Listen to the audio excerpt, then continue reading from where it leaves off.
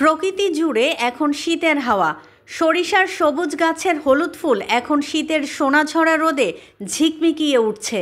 দেশের প্রতিটি কোণেই এমন চোখ জুড়ানো হলুদ এখন। দিগন্ত বিস্তৃত হলুদের মেলা প্রকৃতিকে সাজিয়েছে অপরূপ সাজে।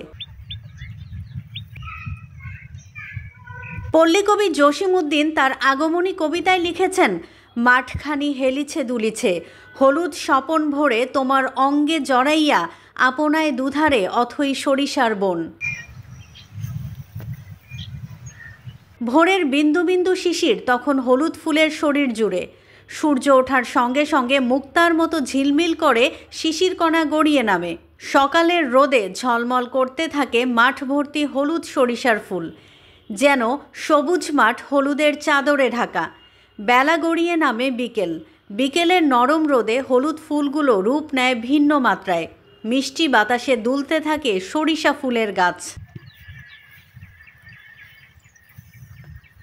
শীতের রিক্ততায় রং ও প্রাণের স্পন্দন নিয়ে আসে সরিষা ফুল।